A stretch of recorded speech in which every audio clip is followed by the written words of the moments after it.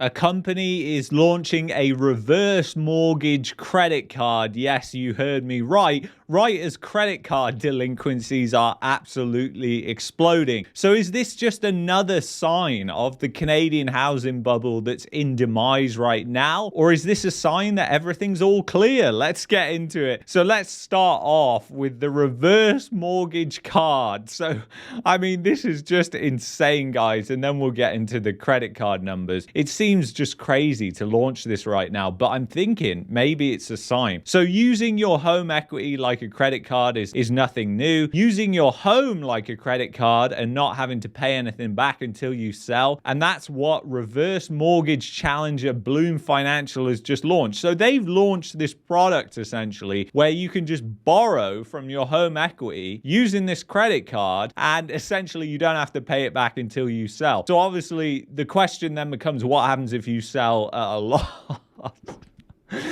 But that doesn't happen, guys. That doesn't happen. Although it is happening right now, but that doesn't happen. Anyway, so let's continue. So for years, you've been able to borrow against your equity using home equity lines of credit and non-prime secured credit cards, but both of those things require monthly payments. Bloom's new home equity prepaid MasterCard, the first of its kind in Canada, requires no payment because it's linked to a reverse mortgage. God, doesn't this sound like financial engineering at its finest? So first of all, I'm going to apologize for the formatting of this website. I don't know why, but it's all on the right. But anyways, I'm going to try and read this here. So less money left over to pay credit card bills. So bear in mind, they're launching this as people can't afford their bills right now. So anyway, in Q4 2023, total consumer debt hit 2.4 trillion. Yes, 2.4 trillion. We're still at a credit market debt to disposable income ratio above 175%, which is just absolutely crazy. Non-mortgage debt rose by 4.1%. This is just in one quarter, guys. Just think about that. How on earth can you have credit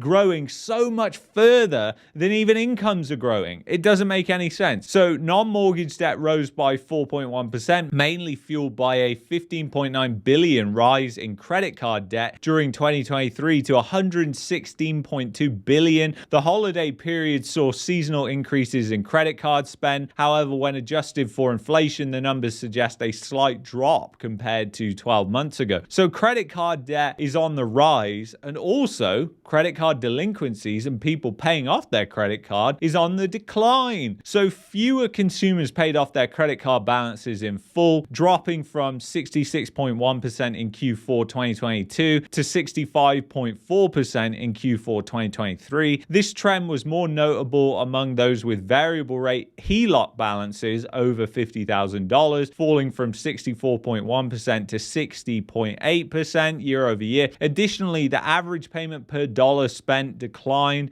suggesting financial strain, especially among those under the age of 25, who on average pay 0.95 cents per each dollar spent. Just bear in mind the backdrop of that company launching that product. I mean, it's just insane what we have going on in Canada right now. So high cost of living, missed payments, and insolvency. So 153,000 more consumers missed payments on credit products, surpassing 2019 levels. Furthermore, the non-bank auto sector, used car, bank loans, and unsecured lines of credit also show rising arrears levels, signaling forthcoming challenges, especially when a lot of those loans in the auto sector in particular, when you think about it, are going to be negative equity when it comes to the car, because a lot of these people bought when car prices were extremely inflated. And then unsecured lines of credit, well, they're not secured with anything. And the banks are just so willing to give away these products because of the bonuses and the incentives to give away these products. So literally everybody probably has a credit line, even if they're not using it. And that's just so the temptation is there, and also so that person in the branch can sell you that product and get a little bit of commission. But is that really just creating moral hazard when you really think about it? Because it does definitely increase moral hazard within the financial system. I mean, I've never seen a banking system where banks are just so willing to give you money, to lend you money, as in Canada. And that's what happens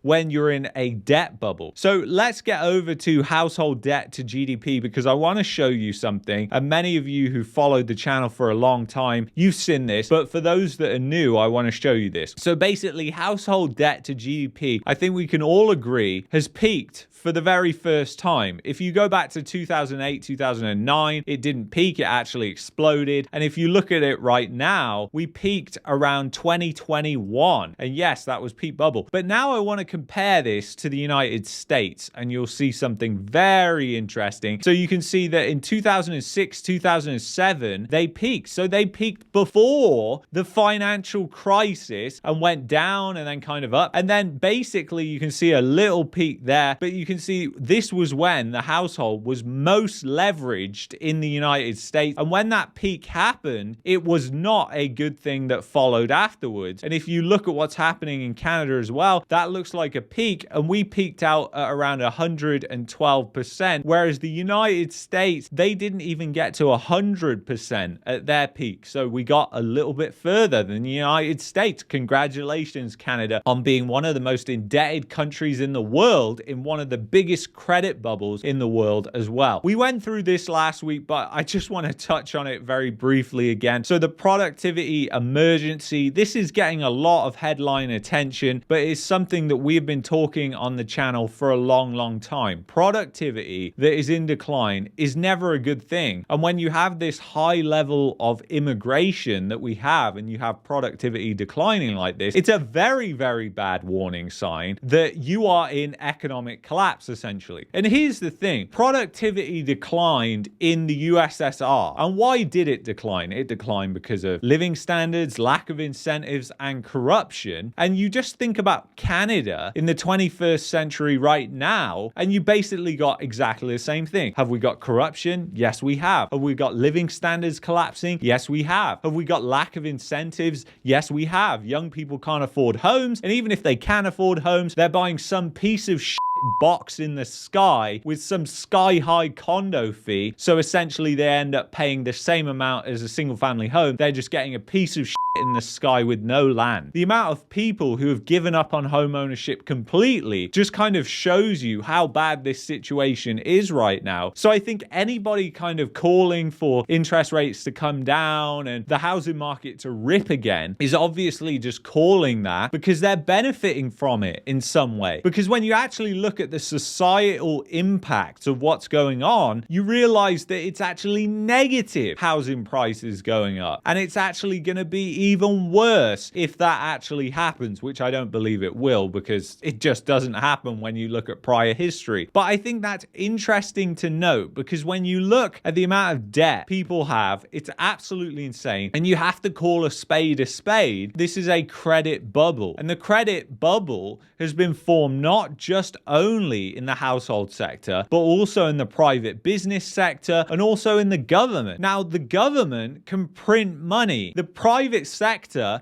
cannot print money. It can only print credit that it relies on the banks to get. And that's the same with households. So in a way, the households and the private businesses have followed the government in taking on lots of debt, but they are at the mercy of the banking system when it comes to repaying that debt. And we can see right now, people are taking on more and more forms of risky credit in order to pay back their debt. They can't even afford to service their debt. They're taking on more debt to try and service their existing debt. And that's when you know you're at the peak of one of these bubbles. And we've got all these dodgy negative amortization mortgages. You've got house prices that have declined significantly. In fact, a record decline in Canadian home prices. When you look back, there's never been a decline like this. And if you go back to 2021, nobody was talking about this. Nobody was calling for this, apart from a few of us on this channel well, and we were talking about the risk of this. So it's crazy when you really think about the implications of this, because a debt bubble bursting, the implications on lending in the banking system will be severe. So anyway, if you've enjoyed this video, I would highly recommend that you check out that video there. And if you're looking for a VPN to get around the censorship laws in Canada, go to expressvpn.com/marketmania. I will see you in the next one. Take care.